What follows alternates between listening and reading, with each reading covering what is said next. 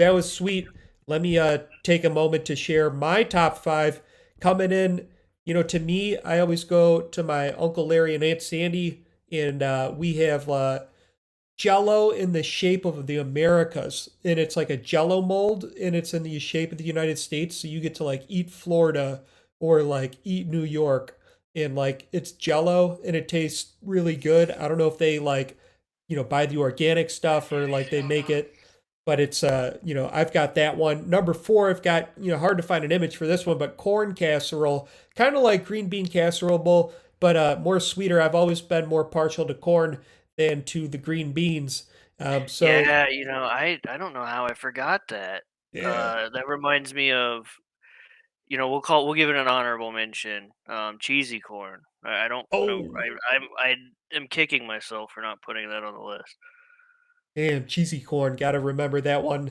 But an OG, one that always holds it down is some good mashed potatoes. I'm partial to the butter and garlic. Oh You know, yeah. That and begs the question: Are you a smooth mashed potatoes man, or do you like it when there's a little bit of chunks in there? man, I like it like my orange juice. And I like that pulpy. So I'm talking about all the chunks. I like it, with some texture to it.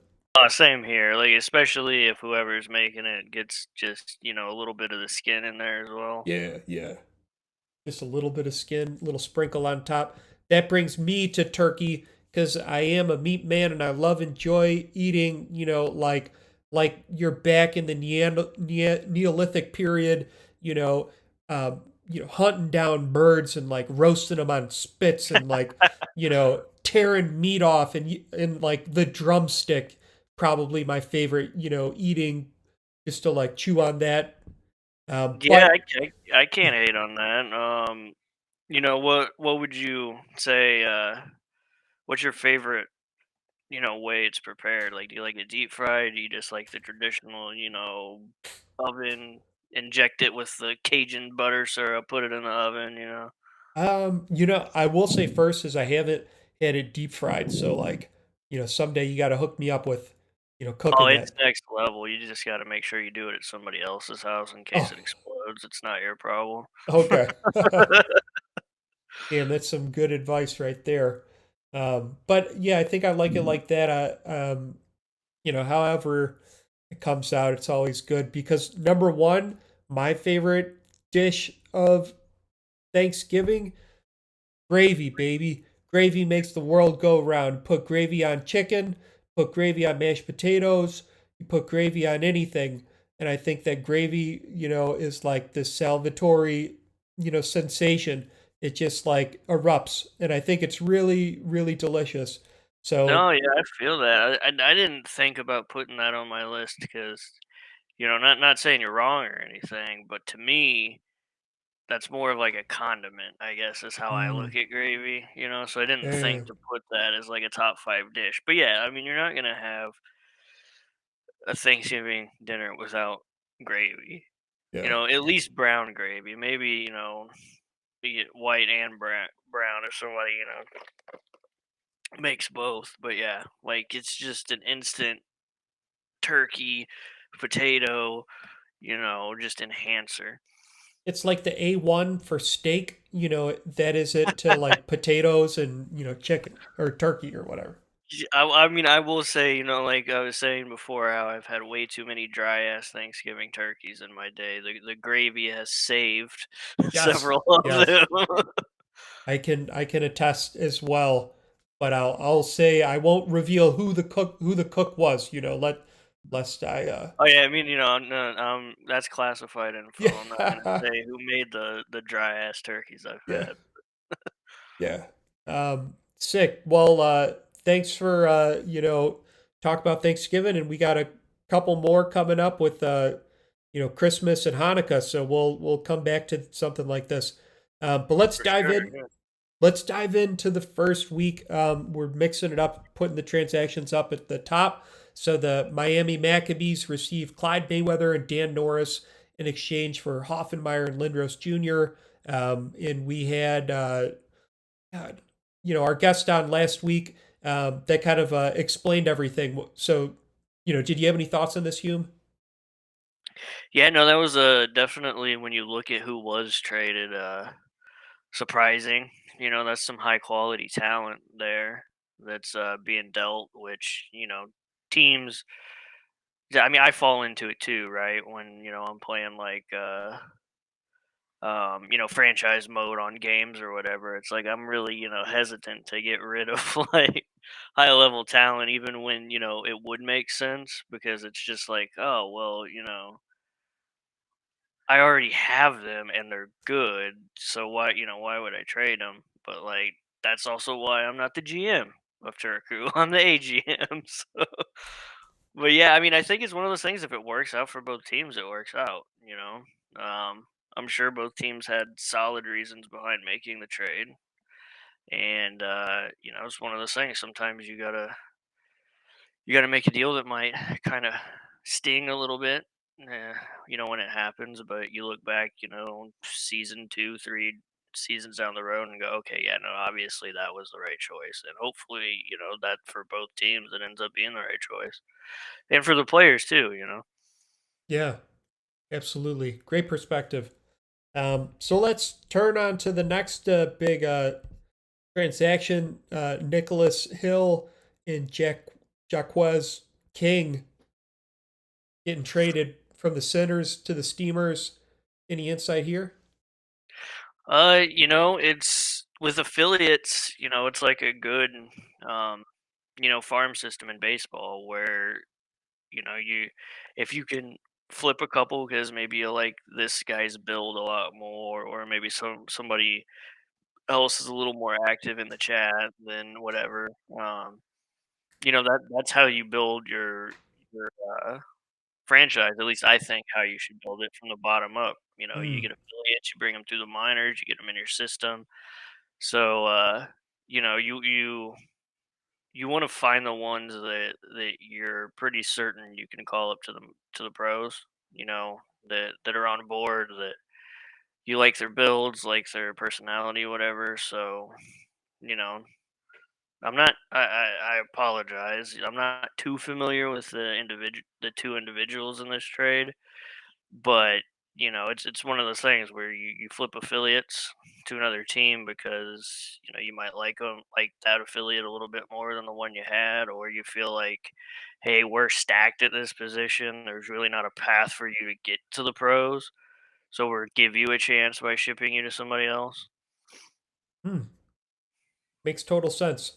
And the player per player transaction, in even relation to the earlier trade, showcases that both teams like walked away with a win, whatever their like strategy was. Um, Yeah, it's not. I think it's a little bit easier, at least it would be for me, as a player, to get traded straight up for another player instead of like, oh, you traded me for picks. Cool. yeah. Like you just wanted to get rid of me and you needed something out of it. So, you traded me for picks. Like if it's straight up, it's like, okay, this makes a little more sense to me at least. Well, and in our final transactions, we had the Steamers releasing Kyle Storm. Wonder if that affiliate is going to be called up. Oh, look at that. Calling up Jack has King from the Magic. So the Steamers released one, called one up. Finns release Scotty General and call up Cupid Dreams. Any comments on this? Yeah, it always sucks when you see a team, pro or minor, but it's a little bit more for the pros because obviously, pro level player, when you see somebody have to get cut because they left the server, or missed, 4 progressions, it just kind of sucks because that's not really something you plan for, Yeah, as a staff member. And when it happens in the middle of the season, it's kind of like, well, shit. yeah. What do we do now? Like, this isn't, good. Um, that being said, I know for us, I can speak for our call up Cupid Dreams. That was an affiliate that we really liked when we drafted them, and really think that they're gonna, slot in. Obviously, there's gonna be a little bit of a quality hit. Not trying to be offensive or anything, but that's just how it is when you call up. people that haven't, you know, been in the minors for a long time. But they should slot right in to our team. We got a great group of guys, so they'll be welcomed just like anybody else would be, and hopefully they stick around and climb up the ranks with us. Absolutely. What a great vision. Something I can get behind too. And the Black Watch and the Lions released Sir Sinks a lot, and the Steamers released Lee Simon. Um, the Stags signed Jacob Coons, and Bo Sparks also signed. So shout Yeah, out. that's if if people are gonna get cut because they left the server misprogressions, it's good to see that there's people joining it on the back end because that's the only way this league continues and prospers is if people are joining. We you got to have that player base. Got to have that player base. So let's talk about the existing player base. What's going down in our conferences? We've got a wide distribution. Looks like a number of teams have 24 games, only a couple have 21. But so good representation in the statistics. This week, I think this is a step forward and an improvement. Las Vegas, went in with 34 points, followed by Honolulu with 30. It's only 4 points behind, 2 wins. Columbus with 29, only a point behind. And then we've got Alaska 3 points behind Columbus. So interesting to see that. And then we have Tennessee with 25, so a point behind Alaska. And then San Diego and Manitoba, both who only have 21 games registered, so they could have a lot more points, are there with 24 right now. And then Albuquerque with 23, North Bay with 20, and Sapporo at the bottom with 19. So I think there's a lot of, big, it's, you can look at the expansion teams and like their prominence at the top. I think that's like a good sign of like, the health of the league and like the level of competition that different teams that entered in later in the seasons are competing like a lot higher than, more established teams. But it's also like a super close race. So it's not like there's like a full blown, winner yet. It's like anybody can take all. So I think it's a cool place to be. Yeah, no, it's nice to see a real just competitive, conference like that, and to piggyback on your comment about expansion teams being up there. I think that also speaks to the quality of ownership and coaching that those teams have. Nothing will sink a league like this quicker than poor ownership and choosing the wrong people to own the teams. Because nobody wants to play for an owner that's either just rude or hard to work with or doesn't know what they're doing. And Yeah. so credit to the league office and whatever for them picking the right guys to lead the new teams. Yeah, absolutely. That's a great way. Didn't think about that. Awesome. What's going on in Mr. Hockey? Um, Unfortunately, it kind of sucks. If you're not somebody named Jacksonville or Florence, that conference is a little less competitive, at least at the top. I was really disappointed to see kind of Boston to fall off there because a 3 horse race is more entertaining than a 2 horse race, in my Mm, opinion. You know, yeah. Not taking anything away from Florence or Jacksonville. Like I love you all. It's just I'm gonna rib you a little bit while I look up at you from the bottom of the table. But yeah, like it's at least the top two. It's gonna be between one of them to get the 1 seed. It looks like just with the gap they have, and you look at that goal diff. I mean, they're just juggernauts. Hmm. But 3 through, you know, really 8, because Miami and Norfolk don't have their games logged, and I don't remember how they went. But like, you know, that's a tight race too. Like there's still a lot to play for, Mm, as far as seeding goes and playoff positions. I think we're what just a little under the halfway mark. I think there's 51 games now, if I remember right. I don't remember. Um, 13 weeks all yeah, started. I think it's 51. I think they went that extra game when we went to 20 teams for I don't know scheduling. It's either 50 or anyways. 24 is just a little bit under half, so you know, um, we're getting a little bit better picture of who are actually the good teams, who are the bad teams, who are kind of fluky in the beginning and maybe dropped off, or teams that just started slow and ramped it up lately. Um, I always look at kind of goal difference. Once you play enough games, obviously, the less games you have, the less it means. But because usually I've noticed that the end of the year standings kind of shake out, and it might not be verbatim, exactly, but it tends Mm, to shake out in goal difference order. Like, if you got a negative number, you're probably on the bottom half of the table. Or you got a good positive number, you'll be at the top half of the table. mm.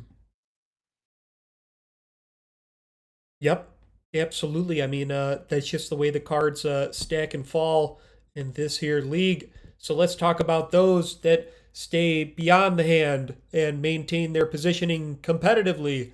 With the goals leader of General Cornwall with 18. Um, Close behind, there's Nolan Nordstrom and Racer X. I'm just going to talk about the leaders this time. Assist leaders, Trevor Lopez with 17. Points leaders, General Cornwall with 27. Coming up, time on ice leader. Sorry, it's being like the data sheet's being stupid. There we go. I had to reload it. It wasn't loading properly. Okay. Yeah. Yeah, Johnny Blade's up there at the top again, a whole 20 seconds ahead of Jace Taylor. So that's a real neck and neck fight for time on ice. Got a tie actually for shots on goal with Grizzle Bear and Ray Bob Diddle there at one. Um, Only a couple points, but behind, or ahead of fourth place. Racer X with 8 power play goals, still continuing his absolute terror to teams that take a penalty. And the shorthanded goals are still just a bunch of people with one.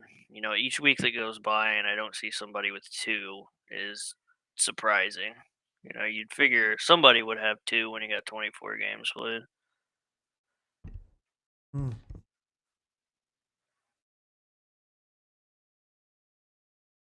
Well, absolutely. Well, let's talk about the big hitter.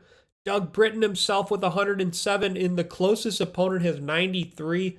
Two-way tie over there. But when it comes to the penalty minutes, the striker, Brian Lickett, is sticking it with 39 minutes of penalty infractions.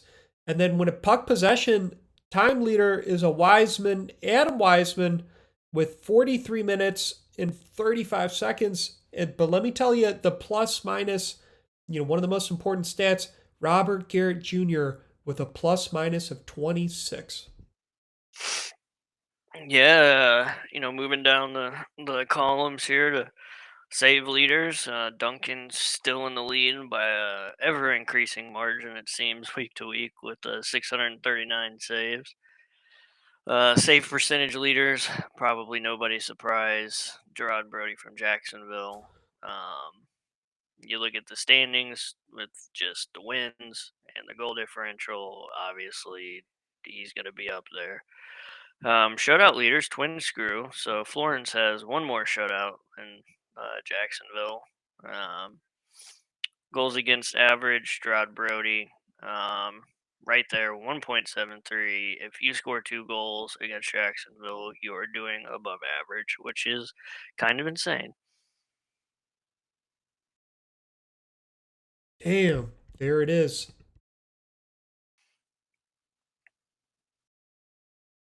Goals leader Nacho Sicario of the rookies with 6 goals Assist leader, Nacho Sicario with 7 assists. So obviously the points leader with 13 is Nacho Sicario.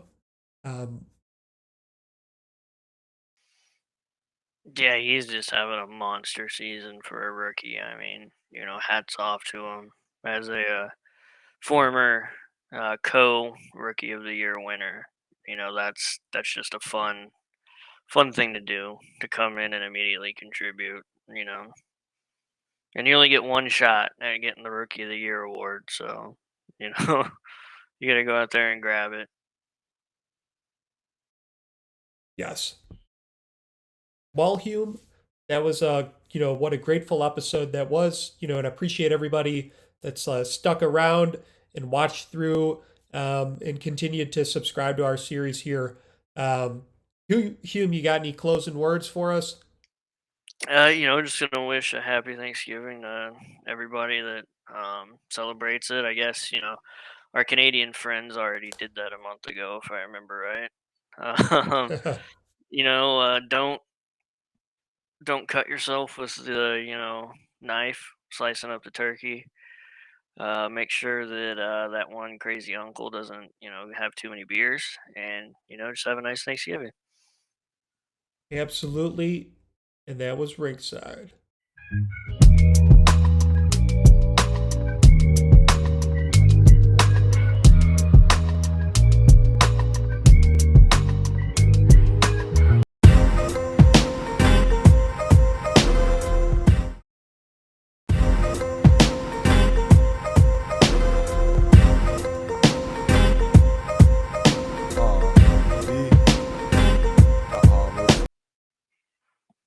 Oh, that's right. It's episode 61 of Rinkside. I'm Potty. That's Hume. And welcome to the most, grateful episode of the season.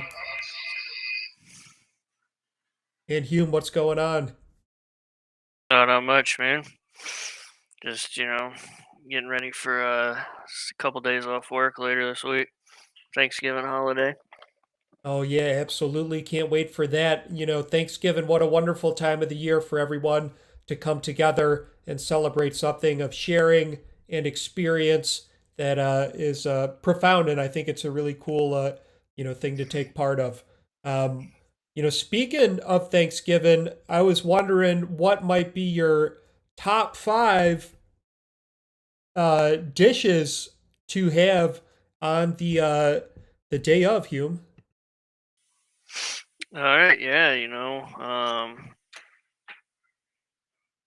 it's a pretty extensively researched list. I'm gonna say, 32 years of really hammering out this top five.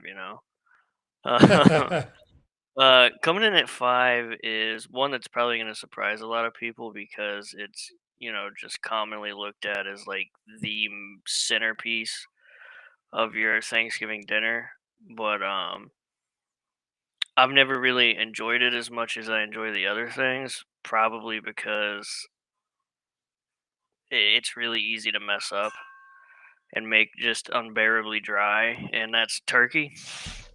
Um, but that Oh. being said, if you deep fry that thing right, I would deep fried turkey is number one on the list, but I just considered turkey as a whole, so I Mm. got bumped down to five. I've had way too many dry ass turkeys. Oh, oh yeah. And coming in at four is a white bread Midwest family staple at any gathering, but especially Thanksgiving. If you don't have at least two people show up that made the same exact dish, you're not having a Midwestern Thanksgiving, and that is green bean casserole. Boom. Um, love it or hate it, I think it'll definitely elicit strong emotions from anybody. Um, Coming in at three, just a nice, well cooked ham. You know, um, some would say that that might be more of a Christmas food, and I would tend to agree with them on it. But at least in my family growing up, we'd have ham and turkey available at Mm. Thanksgiving. Oh yeah. Certainly. Coming in. My Number bad. 2 is everybody's or should be everybody's favorite holiday dessert, pumpkin pie, goat tier dessert. Goat tier dessert. If you don't like pumpkin pie, you're wrong. That's just my opinion on that. And coming in at number 1, my favorite dish every Thanksgiving and Christmas, and I don't understand why we don't eat it all year round. Mm, Which, I realize I guess I am an adult, so I could make it and cook it all year round, but it doesn't feel right, to eat it in the middle of like July. yeah. And that is stuffing. Stuffing. Stuffing just makes the whole just dish, when you get the plate and you put everything on the plate and it all mixes up. The stuffing is what just brings that together. Damn. Wow. Quite insightful. Really spellbinding, if you ask me. And you really flipped the game on its head, starting out with turkey. And I agree, and I don't even know if I put stuffing in my top five. But I'd say that's a I feel like I'm leaving it out on accident. But